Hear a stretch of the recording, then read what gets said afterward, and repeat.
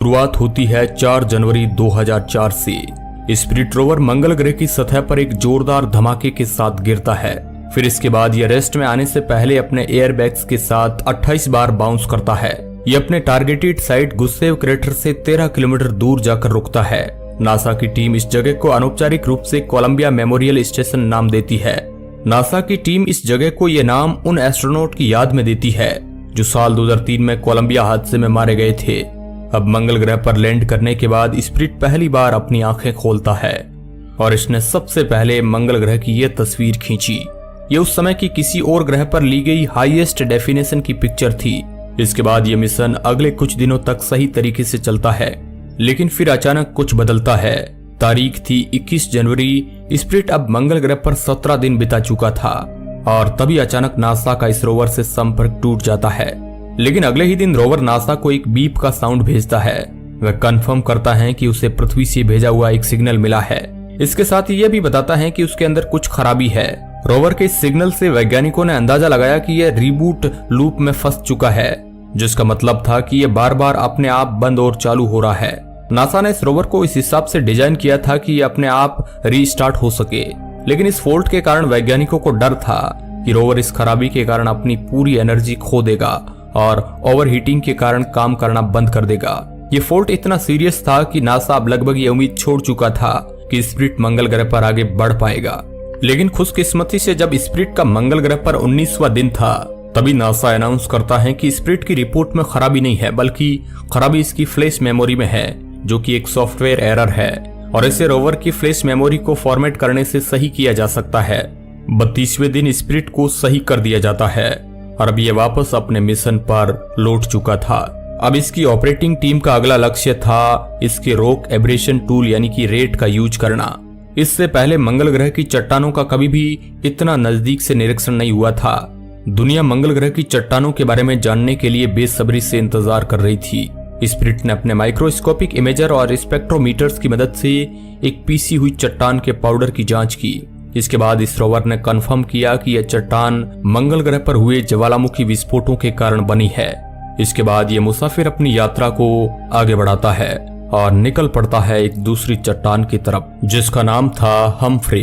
5 मार्च को इस चट्टान की पूरी इन्वेस्टिगेशन करने के बाद नासा घोषणा करता है कि स्पिरिट ने मंगल ग्रह पर पानी के निशान ढूंढ लिए हैं। यह चट्टान ऐसे मिनरल से बनी थी जो आमतौर पर पानी के बहाव वाली जगह पर पाए जाते हैं। अब यहाँ से स्पिरिट अपनी अगली लोकेशन की तरफ बढ़ जाता है, जिसका नाम था बोनविले क्रेटर। यहाँ पहुंचने के बाद इस रोवर ने सबसे पहले यह पैनोरामा कैप्चर किया। नासा की टीम ने तय किया कि रोवर को इस क्रेटर में नहीं भेजा जाएगा, क्योंकि उन्हें यहाँ पर कुछ भी ऐसा नहीं दिखा जिस पर वह रिसर्च कर सके। अब रोवर यहाँ से आगे निकल जाता है और कोलंबिया हिल्स की तरफ बढ़ने लगता है। स्पिरिट को रास्ते में एक और क्रेटर मिलता है और वह वहां पर रुककर कुछ इस तरह का पैनोरामा कैप्चर करता है। अब स्पिरिट यहाँ से भी आगे बढ़ जाता है और आगे बढ़ते हुए उसे लोहांटन क्रेटर मिलता है। रोवर यहाँ से एक पैनोरामा खींचता है। यहाँ से कुछ ही दूरी पर कोलंबिया हिल्स को भी देखा जा सकता है। कोलंबिया हिल्स तक पहुंचने तक स्पिरिट 2004 के अंत तक कई सारी चट्टानों के सैंपल ले चुका था। इसी दौरान स्पिरिट अपने कदमों की इमेज कैप्चर करता है। इस इमेज में वैज्ञानिक देखते हैं कि रोवर का एक व्हील जमीन पर कुछ ज्यादा ही घसीट कर चल रहा था। यह अभी भी काम कर रहा था, लेकिन उस तरह से काम नहीं कर रहा था जैसे उसे करना चाहिए। अब वैज्ञानिकों की टीम रोवर को इंस्ट्रक्शन देती है कि वह हस्बैंड हिल की चोटी तक पहुंचे। ये लेरिच लुक आउट साइट से कैप्चर किया, जिसमें हस्बैंड हिल की सबसे ऊपरी चोटी को देखा जा सकता है। अपनी शिखर की यात्रा के दौरान spirit pot of gold rock नाम की एक चट्टान का फोटो कैप्चर करता है, जो वैज्ञानिकों के लिए थोड़ी हैरान कर देने वाली इमेज थी। ये मुसाफिर इस चट्टान की करीब से इन्वेस्टिगेशन करता है और देखता है कि मंगल ग्रह पर हेमेटाइट की मौजूदगी है, जो इस ओर इशारा करती है कि मंगल ग्रह पर कभी पानी की मौजूदगी रही होगी। स्पिरिट इस तरह डिजाइन किया गया था कि यह मंगल ग्रह पर महज 90 दिन तक रह सकता था, लेकिन इसकी एडवांस टेक्नोलॉजी के कारण वैज्ञानिक इस यात्रा को थोड़ा और लंबा कर सकते थे।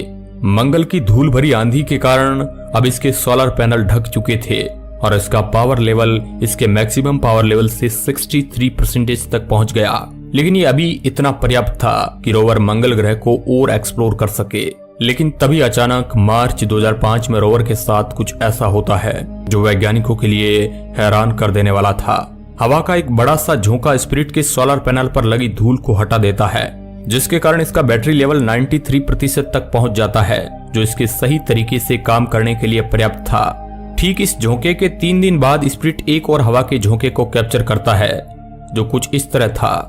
धीरे धीरे लेकिन सुरक्षित रूप से स्पिरिट हस्बैंड हिल की चोटी पर पहुंच जाता है। चोटी पर पहुंचते ही इसने सबसे पहले दक्षिण की तरफ यह हैरान कर देने वाली फोटो क्लिक की। अब रोवर की अगली लोकेशन थी होम प्लेट। वैज्ञानिक रोवर को होम प्लेट की ओर जाने के इंस्ट्रक्शन देते हैं। यह पैनोरामा स्पिरिट ने हस्बैंड हिल से नीचे उतरते समय कैप्चर किया। रास्ते में रोवर कोमांचे नाम की चट्टानी आकृतियों के पास रुकता है। पूरी जांच पड़ताल करने के बाद वैज्ञानिक देखते हैं कि यह जगह एक समय नॉन एसिडिक वाटर से भरी हुई थी। रोवर की यह इन्वेस्टिगेशन उस धारणा को पूरी तरह गलत साबित करती है, जिसके अनुसार मंगल ग्रह पर जीवन के लिए अनुकूल पानी उपलब्ध नहीं था। होम प्लेट की तरफ बढ़ते हुए स्पिरिट ने कुछ इस तरह के खतरनाक क्षेत्रों को भी पार किया था। फरवरी 2006 में स्पिरिट होम प्लेट तक पहुंच जाता है। मंगल की गर्मियों के मौसम में वैज्ञानिकों की टीम रोवर को सर्दियों के लिए तैयार करने में जुट जाती है। सर्दियों के मौसम में रोवर के सोलर पैनल इतनी सनलाइट नहीं रिसीव कर पाते जितनी उसे जरूरी थी। टीम ने तय किया कि रोवर को मुकुल हिल नाम की पहाड़ी की चोटी तक पहुंचाना होगा, जिससे रोवर तक पर्याप्त सनलाइट पहुंच सके। मार्च 2006 तक स्पिरिट के आगे की व्हील्स एक साथ काम करना बंद कर चुकी थी। अगर रोवर मुकुल हिल तक नहीं पहुंच पाता तो यह मिशन यहीं खत्म हो जाता। नासा की टीम ने तय किया कि अब रोवर को अपने अगले पहियों को खींचते हुए वापस पीछे की तरफ लौट जाना चाहिए। ये पिक्चर रोवर ने मुकुल हिल से वापस पीछे की ओर आते हुए कैप्चर की। सर्दियां नजदीक आ रही थी और वैज्ञानिकों को अब भी नहीं पता था कि स्पिरिट तय समय पर सही जगह पहुंच पाएगा या नहीं। वैज्ञानिकों ने मुकुल हिल के चोटी पर जाना कैंसिल किया और उन्होंने प्लान में बदलाव करते हुए तय किया कि अब रोवर इसके पास ही मौजूद स्पिरिटस विंटर हेवन के नाम से जाने जाने वाली चोटी पर जाएगा। अब स्पिरिट को यहाँ पर लगभग अगले 8 महीनों के लिए पार्क कर दिया गया। स्पिरिट यहाँ पार्क होने के बाद भी लगातार मंगल के एनवायरनमेंट की ऑब्जर्वेशन कर रहा था। इन 8 महीनों के दौरान वैज्ञानिकों ने सर्दियों में कम पावर के कारण रोवर की किसी भी तरह की ड्राइव की कोशिश नहीं की। 2007 में कुछ नए सॉफ्टवेयर के साथ स्पिरिट सर्दियों की नींद से जागता है और अपने मिशन को कंटिन्यू करता है। इस बार नए सॉफ्टवेयर के साथ स्पिरिट अब यह तय कर सकता था कि उसे कौन सी तस्वीर पृथ्वी पर भेजनी है और कौन सी नहीं। नासा की टीम को इस मिशन को लेकर अब भी बहुत सी उम्मीदें थी। रोवर के अगले पहिए अभी जमीन पर घसीट कर चल रहे थे, लेकिन फिर भी ये रोवर सही तरीके से काम कर रहा था। रोवर की अगली व्हील्स के कारण मंगल की जमीन से मिट्टी थोड़ी थोड़ी बाहर निकल रही थी। रोवर की यात्रा जारी थी। तभी अचानक नासा की टीम कुछ ऐसा देखती है जो हैरान कर देने वाला था। नासा की टीम देखती है कि जहां से रोवर अभी अभी निकला है वहां उसके पीछे कुछ सफेद पाउडर जैसा बाहर निकला है। थोड़ा निरीक्षण करने के बाद टीम ने यह देखा कि यह सिलिका है। सिलिका इस बात के संकेत देता था कि मंगल की धरती पर प्राचीन समय में कोई माइक्रोबैक्टीरियल लाइफ रही होगी। 2007 के अधिकतर समय में स्पिरिट रोवर होम प्लेट पे ही रहा। इस समय इसने होम प्लेट के वेस्टर्न एज से कुछ इस तरह का पैनोरामा कैप्चर किया। शुरुआत में तो इस पैनोरामा पर किसी ने खास ध्यान नहीं दिया, लेकिन आगे जाकर एक पॉपुलर वेबसाइट ने इस तस्वीर पर कुछ ऐसा देखा जिसने सबको हैरान करके रख दिया। इस पैनोरामा में एक जगह पर इंसान की तरह दिखने वाली एक आकृति दिख रही है। इसके बाद दुनिया भर में कई तरह के कयास लगाए गए। किसी ने कहा कि ये कोई एलियन है, तो किसी ने कहा कि ये इंसानों की तरह कोई दूसरा जीव है। लेकिन इसके बाद वैज्ञानिकों ने इन सभी चीजों को नकार दिया और उन्होंने इसके पीछे का कारण बताया पेरेडोलिया थ्योरी को, जिसमें कभी कभी हम इंसानों को किसी चीज के होने का भ्रम होता है। जून 2007 के एंड तक मंगल ग्रह पर धूल भरे तूफान आने शुरू हो चुके थे। 20 जुलाई तक आते आते स्पिरिट कम पावर के कारण सिस्टम फेलियर की प्रॉब्लम फेस करने लगा। स्क्रीन पर दिख रही दोनों तस्वीरों में से पहली तस्वीर उस समय की है जब मंगल ग्रह पर तूफान नहीं आ रहे थे और दूसरी तस्वीर इस जगह के तूफानों के बाद की तस्वीर है। दोनों में फर्क साफ तौर पर देखा जा सकता है। रोवर की इन मुश्किलों के बाद नासा एक निराशाजनक पब्लिक स्टेटमेंट जारी करता है। नासा कहता है कि हम अपने रोवर्स को इस तरह रूट कर रहे हैं कि वे इस तरह के तूफानों में सरवाइव कर सके, लेकिन वे कभी भी इस तरह डिजाइन नहीं किए गए कि वे इतनी खतरनाक परिस्थितियों में रह सके। इस समय असली प्रॉब्लम थी स्पिरिट का हीटिंग सिस्टम। इस रोवर को इस तरह डिजाइन किया गया था कि यह खुद को इंटरनली हीट करता था, लेकिन इन तूफानों के कारण इसके सोलर पैनल पर धूल जम चुकी थी। इस धूल के कारण यह इतनी एनर्जी जनरेट नहीं कर पा रहा था कि खुद को गर्म रख सके। लेकिन खुशकिस्मती से अगस्त तक आते आते ये तूफान कम हो चुके थे और अब स्पिरिट को इतनी हीट मिल रही थी कि वह खुद को एक सेफ लेवल तक गर्म रख सके। नासा ने तय किया कि जब तक ये तूफान पूरी तरह शांत नहीं होते तब तक रोवर को स्लीप मोड में रखा जाएगा। लेकिन 10 नवंबर तक आते आते ये तूफान वापस आने लगते हैं और इस बार रोवर की बैटरी एक क्रिटिकल लेवल तक पहुंच चुकी थी। नासा को अब भी उम्मीद थी कि स्पिरिट इन तूफानों से निकल जाएगा और उसने रोवर के अधिकतर इंस्ट्रूमेंट बंद कर दिए ताकि इसकी पावर को सेफ रख सके।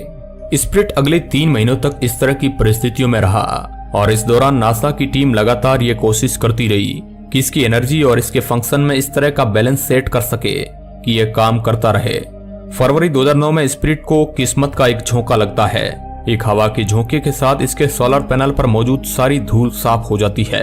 अप्रैल 2009 तक आते आते इसकी और ज्यादा सफाई हो चुकी थी और अब इसकी पावर लेवल उस लेवल तक जा चुकी थी कि ये अपनी यात्रा वापस कंटिन्यू कर सके। लेकिन बदकिस्मती से जैसे ही नासा रोवर को वापस चालू करती है वैसे ही वह देखती है कि रोवर का एक व्हील मुलायम रेत में धंस चुका है। अब वैज्ञानिकों की टीम उस व्हील को निकालने में जुट जाती है। अपने इस मिशन को पूरा करने के लिए नासा पृथ्वी पर इसी रोवर के जैसा एक और अंतरिक्ष यान बनाती है और उसे भी इसकी सेम कंडीशन में रखा जाता है। ये रोवर गुरुत्वाकर्षण को बराबर करने के लिए स्पिरिट के मुकाबले थोड़ा लाइट वेट था। दुर्भाग्य से नासा की टीम अपने काम में असफल रहती है और रोवर वहीं फंसा रहता है। रोवर के एक जगह फंस जाने के कारण अब उसकी बैटरी भी धीरे धीरे कम हो रही थी और वैज्ञानिकों ने अनुमान लगाया कि मई 2010 तक उसकी बैटरी पूरी तरह खत्म हो सकती है। दोस्तों, रोवर के उस पहिए को वैज्ञानिक अभी भी निकालने में सफल नहीं हुए थे कि एक और नई मुसीबत आ जाती है।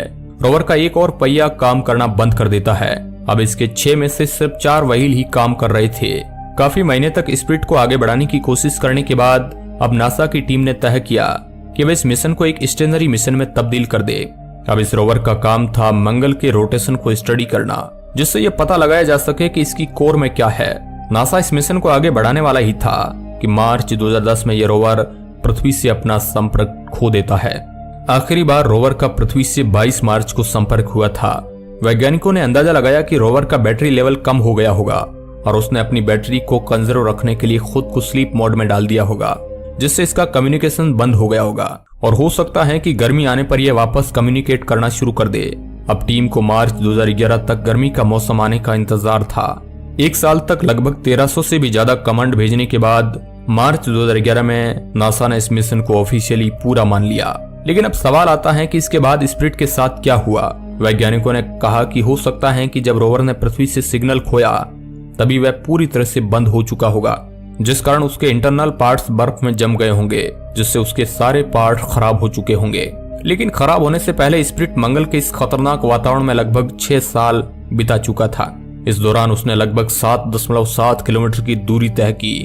दोस्तों, स्पिरिट की यात्रा का अंत तो हो गया, लेकिन उसका जुड़वा अपॉर्चुनिटी अभी भी मंगल ग्रह पर था। स्पिरिट के बाद मंगल के एक हिस्से को स्पिरिट स्पोर्ट नाम दिया गया। अब आप जो अपनी फोटो स्क्रीन पर देख पा रहे हैं वह फोटो स्पिरिट स्पोर्ट की है, जो अपॉर्चुनिटी रोवर द्वारा खींचा गया था। अपॉर्चुनिटी स्पिरिट के खत्म होने के 7 साल बाद तक मंगल ग्रह पर काम करता रहा। उसने भी मंगल ग्रह की कई सारी जानकारियां पहुंचाई। अगर आप अपॉर्चुनिटी पर वीडियो देखना चाहते हैं तो हमारा 30,000 का लाइक टारगेट आप पूरा कीजिए और कमेंट ज्यादा से ज्यादा कीजिए। आज के इस वीडियो में बस इतना ही। वीडियो के अंत तक बने रहने के लिए आपका बहुत बहुत धन्यवाद।